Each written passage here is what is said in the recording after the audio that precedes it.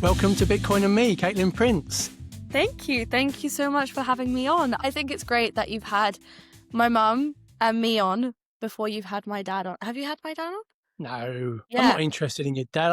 I go for the big princes, you know? I know, exactly. The most important Yeah, people of the family. definitely. Yeah, definitely. No, your mum, I really enjoyed the conversation with your mum, and I'm sure it will be equally as enjoyable talking to you, Kaitlyn. I hope. And it was great. I got to meet all of you in Bury St Edmunds only a I few know. weeks ago. A whole family Prince descended on my hometown. It was fantastic. I know. This was the first Bitcoin conference that I've been to in the UK, actually. I've just realized, and I think it was great. It was such a great experience. And we really, really enjoyed it. Well, maybe we'll come on to that a little bit later. But do you want to just give a brief overview to anyone who doesn't know who you are? We've given a bit of a spoiler as to your link to Bitcoin, maybe. I am kind of new to the space, but not really.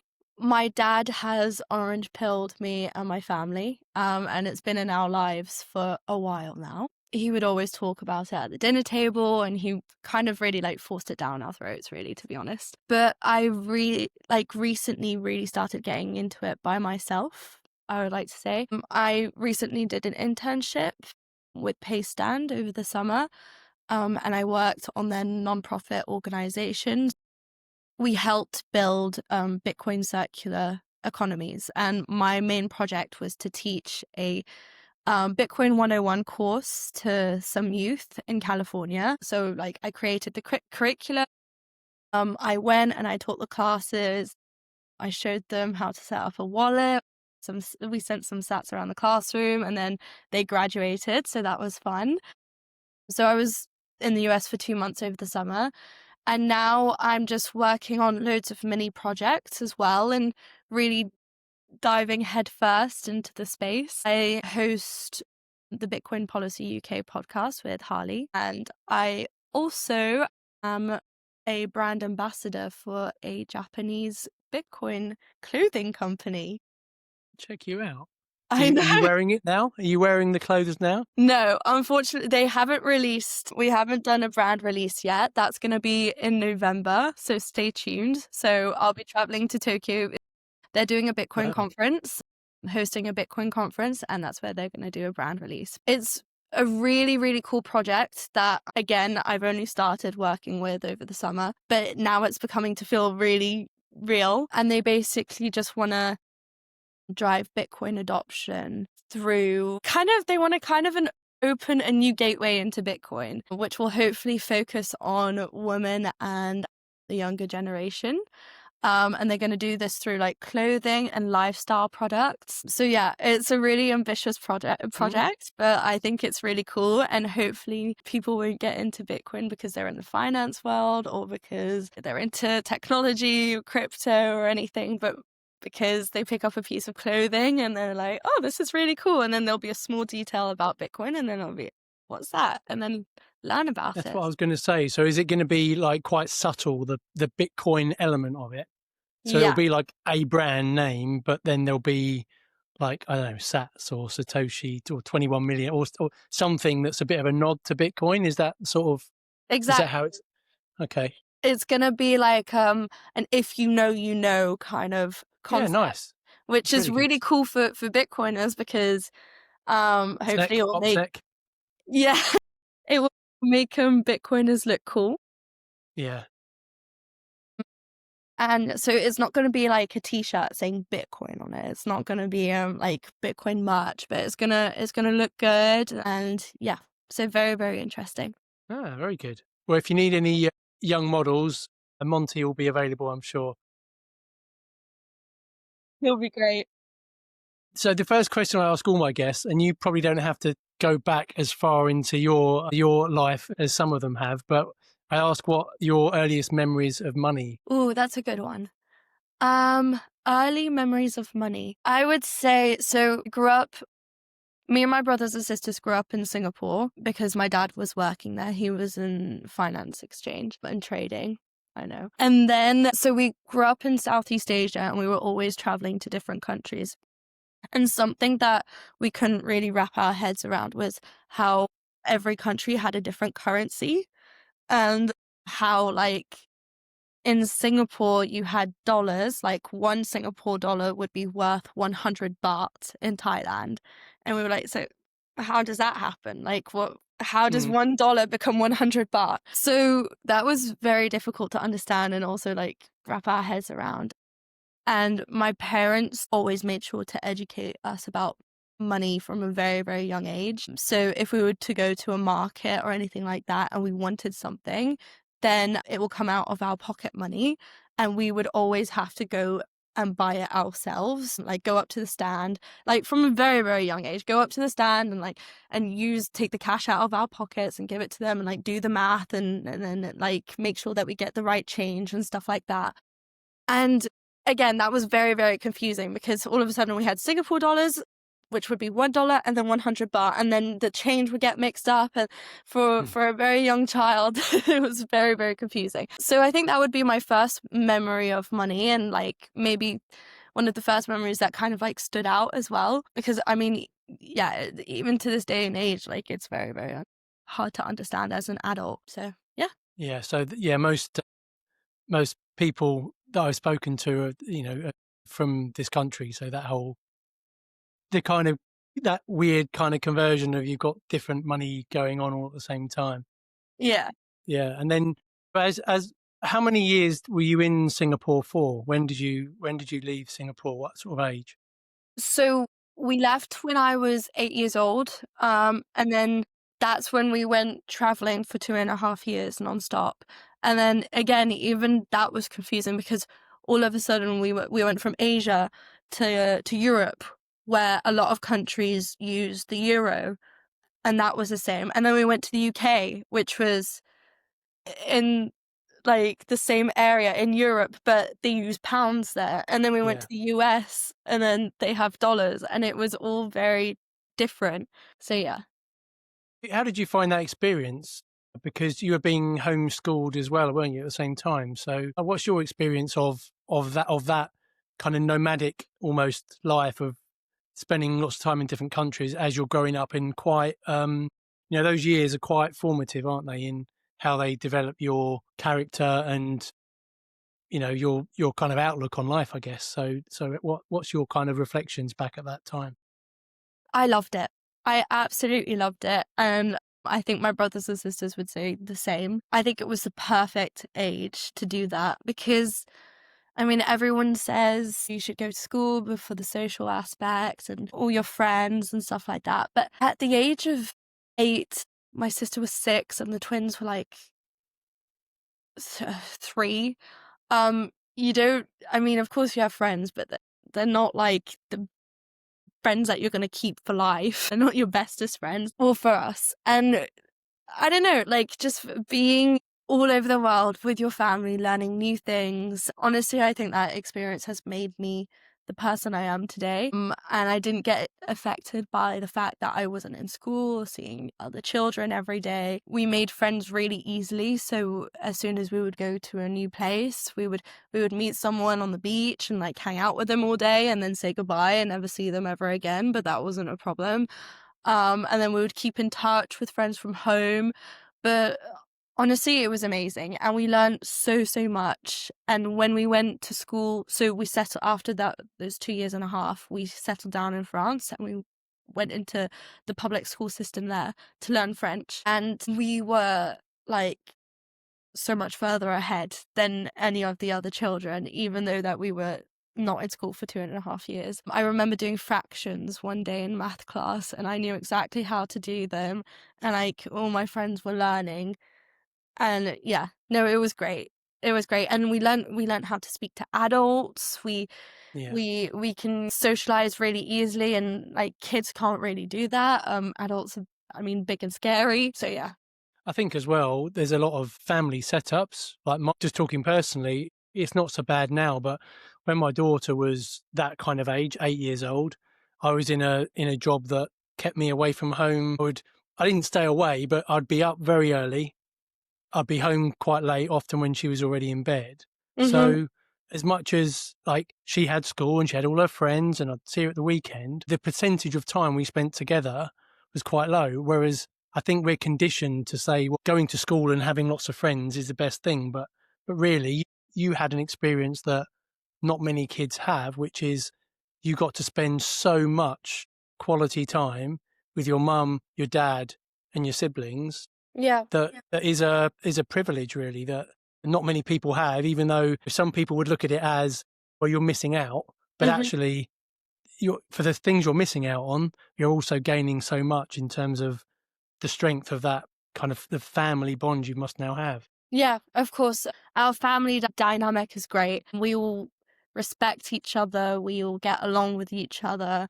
I mean, the relationship I have with my parents is amazing. They're like my best friends. Same with my brothers and sisters. And then, of course, you have the odd sibling fight, which happens a lot, but that's normal. But yeah, no, growing up in Singapore, we did not see our dad at all. He was, I mean, like you said, up at the crack of dawn when we weren't awake and back when we were already in bed. So we would only get to spend time with him over the weekends. But I mean, of course, he wanted to spend time with us, but he was very stressed out and he needed rest over the weekend. He was tired. Yeah. So hanging around with 4 kids under the age of 10 was not ideal. So yeah, no, I mean, yeah, the family dynamic is great, and we value our time together, and I love going back home to see my parents and see my brothers and sisters. So yeah, it's great.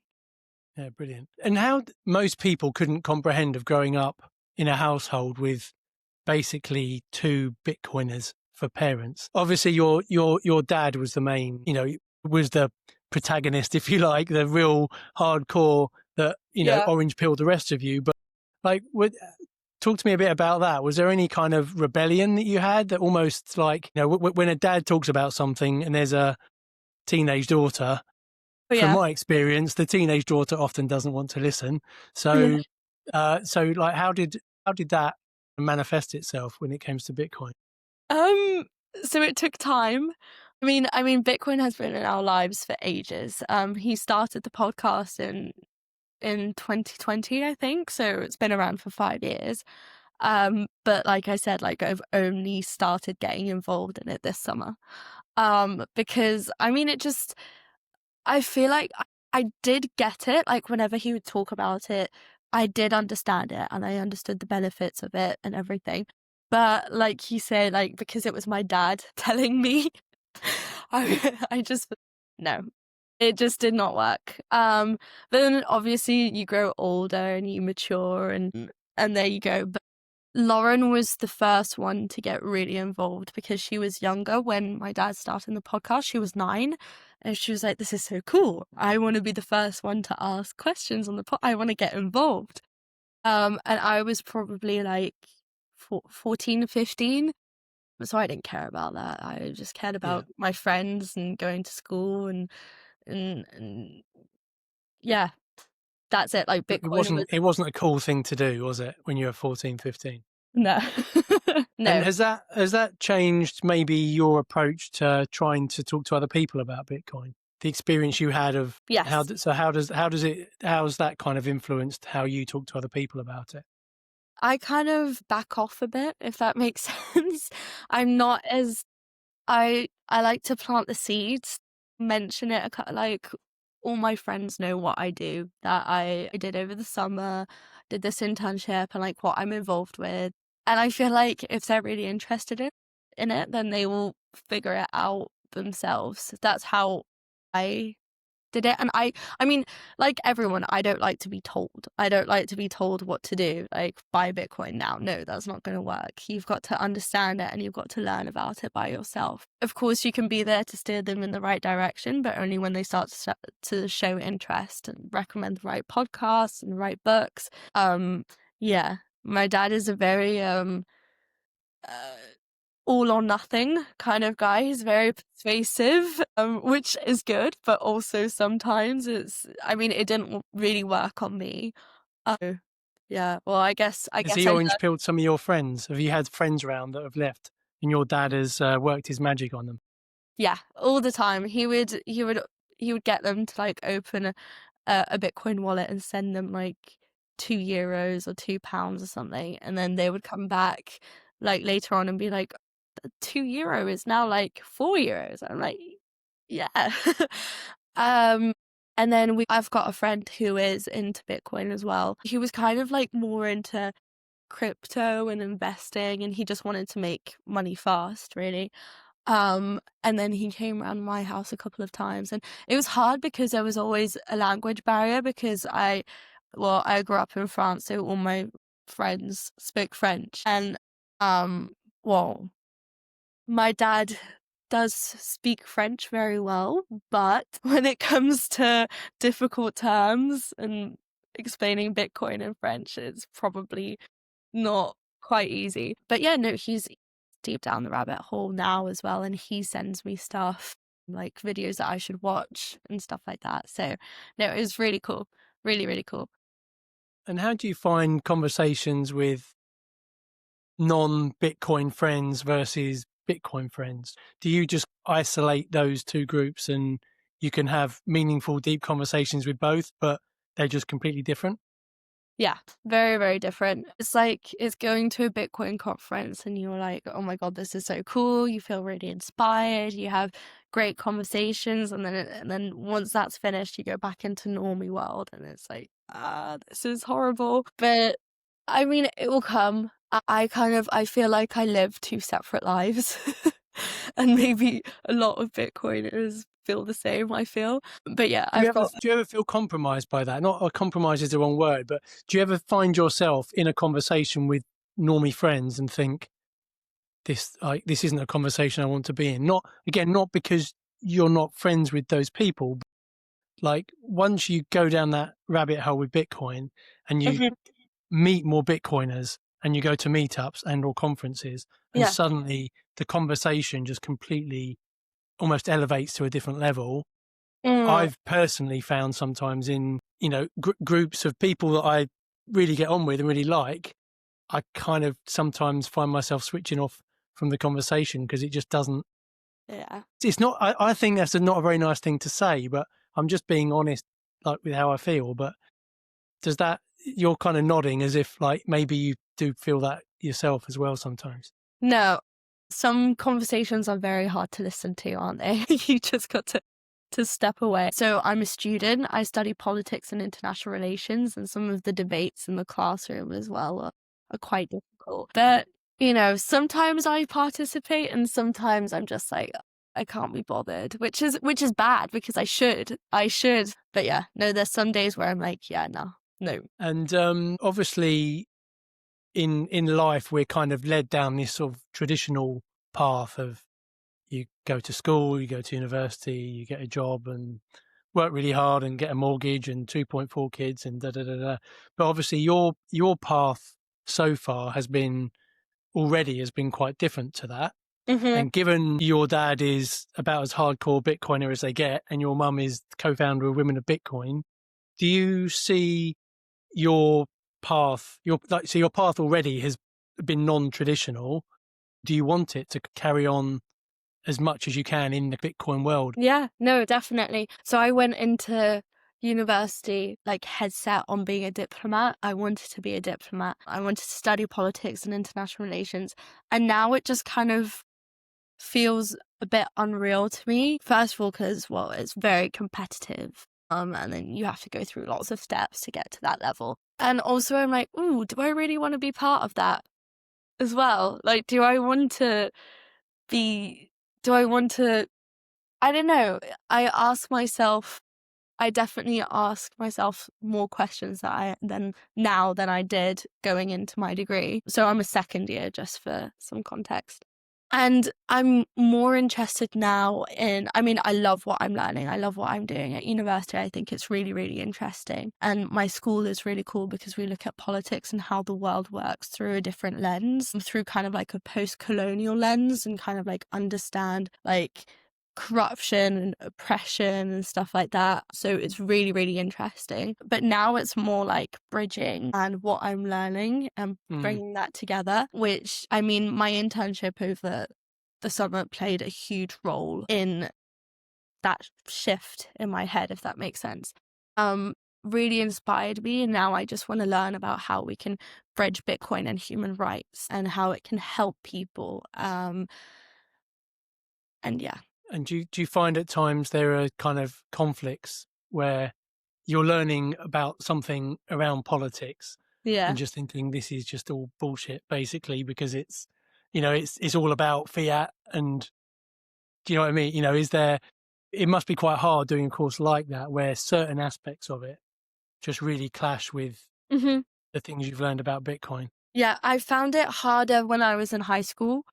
Okay. Especially in the French education system. It's very old school and very strict. But I feel like in higher education, and especially in the school that I'm in, they really, really encourage critical thinking. So I find it easier to challenge my teachers and my professors and like debate about it. I mean, I wrote about Bitcoin in one of my first essays last year. So I don't know, I definitely felt like there's more space for that. And especially because Bitcoin is much more well known than it was when I was in high school a couple of years ago. So, yeah. And what aspects of Bitcoin interest you the most? That's a good question. Definitely, like this. I think I asked this question to your son, to Monty. I'm not quite sure. I think I did. Yeah, you did, and I remember his answer. It was about how he liked how the numbers go up. Yeah. The number goes up. You don't have to put any more in there, but the number goes up. Yeah. It just goes up, which is hilarious. I really like the, I agree with Monty. I mean, that's always good. But no, I really like the decentralized aspect of it, and how it's basically freedom money, and how it's borderless. You can send money over borders and not have a problem with it. So the kids, well, they're not really children. The young adults that I was teaching in California for my internship, they were underserved youth. So they were immigrants from South America in the US. And so their parents have to they're very poor, and they have to send half of their salaries back to their families where they live in South America. When I was teaching them about like how Bitcoin is borderless, it's like a lightning transaction is very quick and it's cheap, that you could just see their eyes like lighten up. They're like, oh my God, this is so cool. And you could just see how they were thinking about how it could solve their problems and their issues that they have to live with. So that was so inspiring. It was such a great experience, and I'm so happy that I contributed to maybe some change in their lives. I went to Bitcoin Prague 2025 and I absolutely loved it. It's back again. If you're looking at going, use code GaryBTC at checkout for 10% off your tickets. And you also contributed as a speaker at the recent conference, which was fantastic. Yeah. How did you find that? What was the first time you'd been on stage, wasn't it? It was. I absolutely loved it. I was very nervous, very, very nervous, because it was the first time that I was speaking on stage. I kind of felt fine because, I mean, my dad was up on stage. My mum, well, the first panel that I was on, my mum was hosting it. So it was very, very cool. And I felt very excited to participate in something with my parents as well, that we could do something together. And yeah, no, I absolutely loved it. And I moderated, 2 panels that I wasn't really comfortable being on. I remember emailing you like 2 weeks before the conference. I was like, Gary, I don't know much about paper Bitcoin. I don't think I can do this. But yeah, no, I was definitely out of my comfort zone, but I really, really enjoyed it. And I hope everyone else did as much as I did. No, definitely. And I think it's interesting. A lot of people said that the diversity of speakers that we had, you know, we had everything from first time people on stage. I don't think Harley had either. Don't think Alex Glass, I don't think it was his first time on stage at a conference.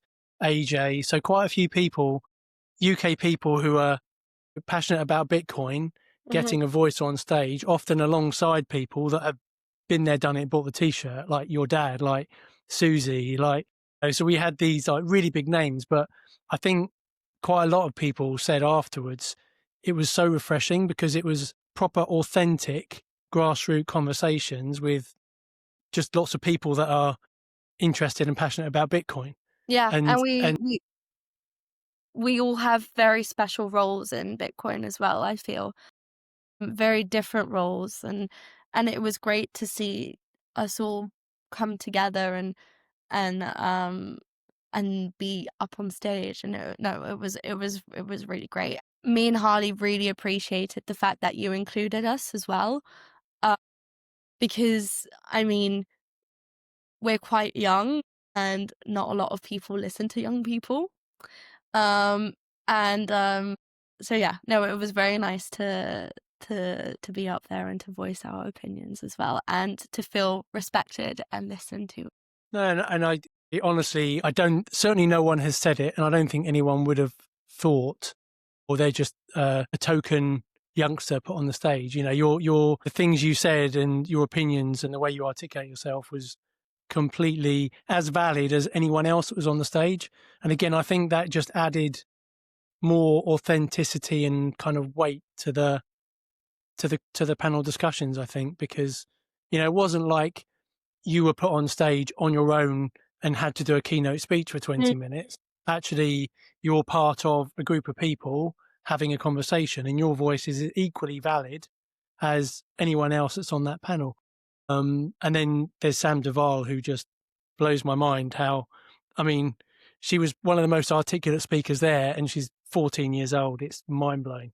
I know. It's mind-blowing. She's so cool. She's so cool. And it's great to see how good Lauren, my younger sister, and Sam are friends. And they're great. They're going to do big things, very big things.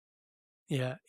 I need Monty to spend a bit more time watching some of her talks. Of course, yeah. No. Although I showed him her keynote speak from Prague, which I think was 2 years ago, maybe 3, when she said "fuck the banks," and Monty's eyes just went. So yeah, it was cool. It's a little. I suspect he'd heard the word before then, but yeah, it was probably the first time he heard it right in front of me. It was a really good day. A really good day.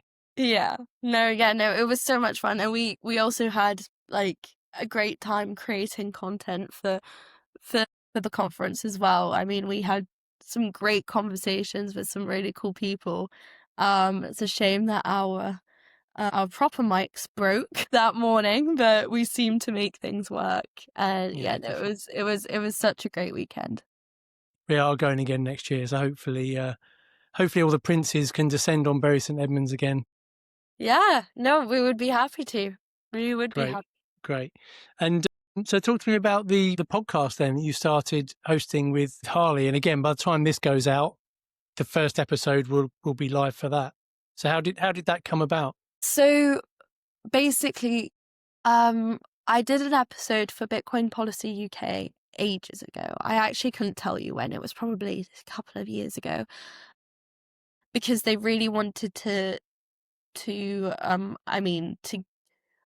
get their work out there and for people to learn more about them. And we felt like a podcast was the perfect way of doing that. So I did one episode, and I was way out of my comfort zone for that as well. And yeah, and then it didn't really continue because I just got so busy with work and like applying to university, and then I went traveling for my gap year. Just it wasn't the right time. And then Susie approached me again probably early this year, like springtime, and she was like, we want to bring this back and we would love for you to team up with Harley. I hadn't met Harley yet, but I think Susie and Freddie had been on his podcast, the Bitcoin Youth podcast. I was like, okay, this would be great, because he's obviously got like all the podcast experience. He knows how to host one. He's got the Riverside subscription. Like he's done it a couple of times. I mean, my dad's a podcaster, but I'm not really in the podcast space. So I was a bit like, oh, I'm not sure if this is for me. So yeah, so I met Harley, had a meeting with Harley. I remember he was in Vietnam and I was in Thailand, and we were both severely sunburnt. No, I was more sunburnt than he was.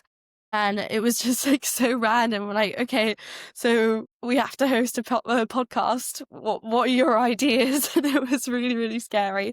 But we made things work, and then we filmed the first episode in the Roxham studio in London, which was very new. They had just opened it. And this was the day before I flew to the US for my internship. So it all happened so quickly.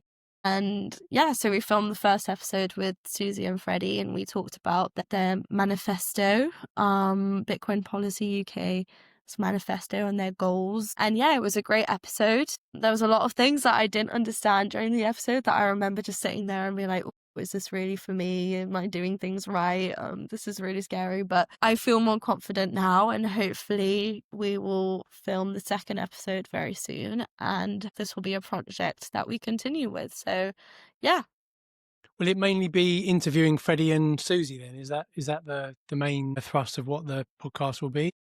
No, so it's really cool because, I mean, Susie's given us so much freedom. So we can basically have, well, anyone on that aligns with Bitcoin Policy UK's interests, of course. And I mean, it's a great relationship. Like, she trusts us and she respects us, and we trust her. Like, it's mutual. So it's great. We work all so well together. But yeah, so for the moment, we're focusing on the team, Bitcoin Policy UK team. And so yeah, we talked about their manifesto goals, and then we'll talk about mining and education and the work that they've been doing in the UK and what Bitcoin can do for the UK. And then hopefully we'll be able to branch out and have more guests on in the near future. Cool. So is the plan that they're not like, it's not going to be a weekly thing? It will be maybe like maybe like a once a Probably, month podcast or something. yeah, probably every 2 months, because we want to keep it in person in the Roxham studio.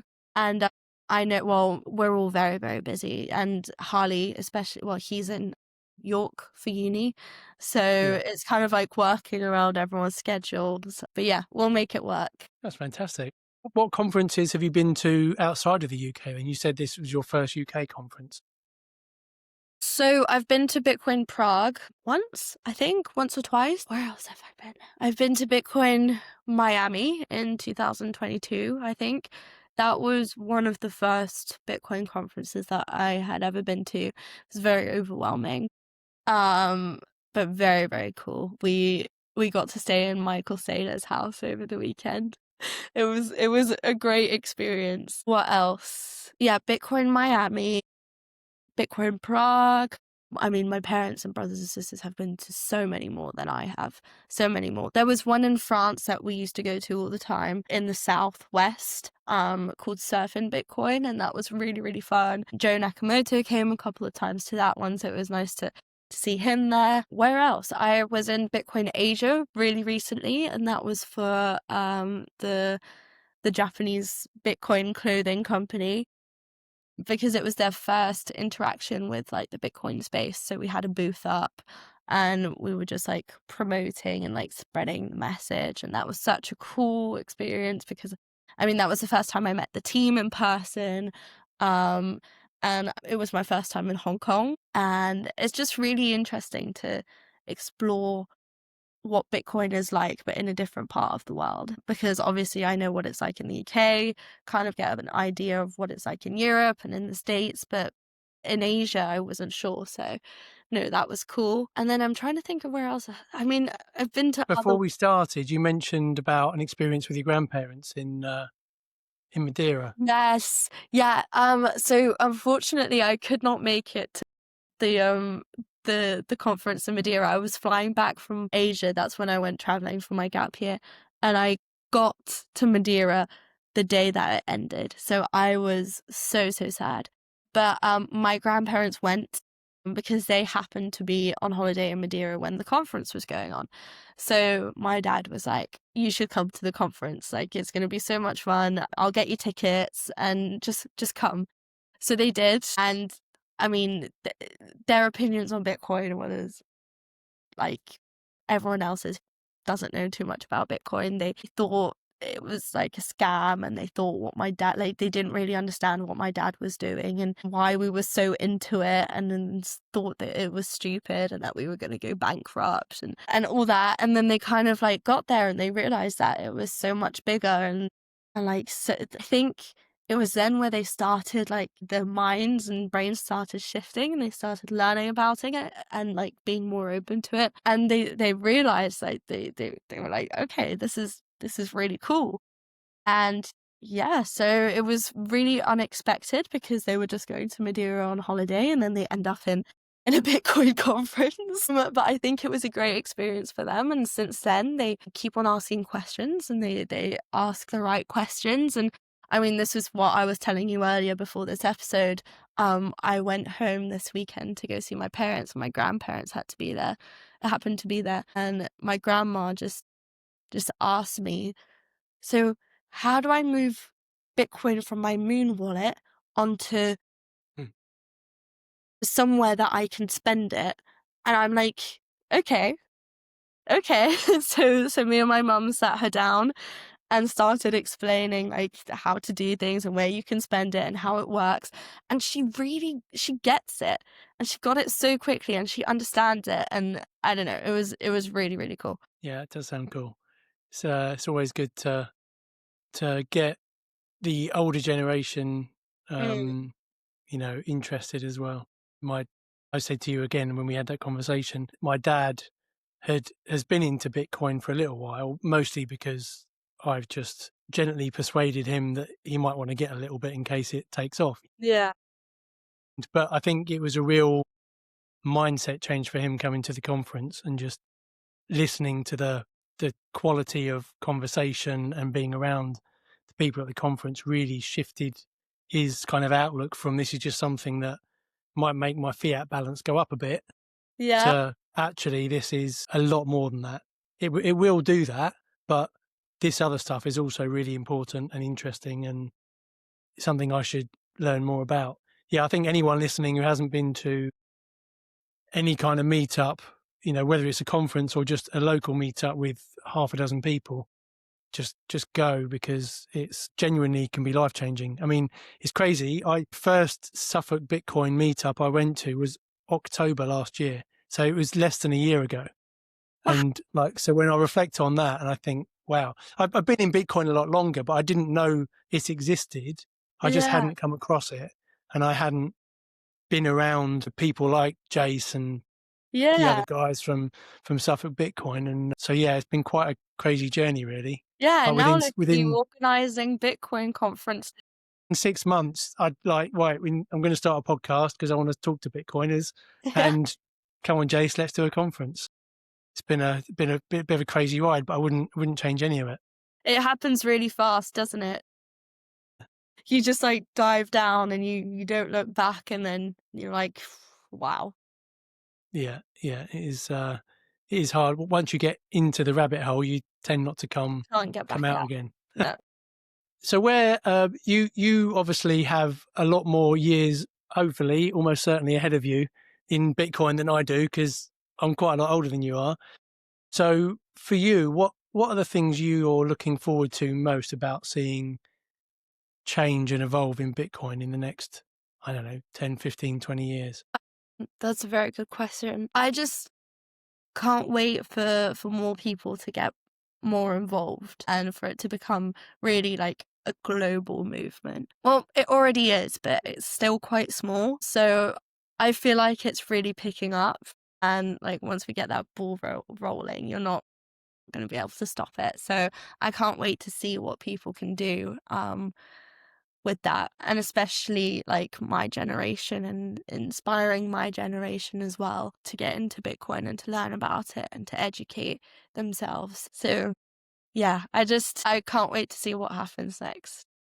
And do you think, without going down a bit of a darker conversation, do you think politically and financially things just got to get worse and worse and worse before things get better? The whole fourth turning and all of that kind of thing. Do you subscribe to that view?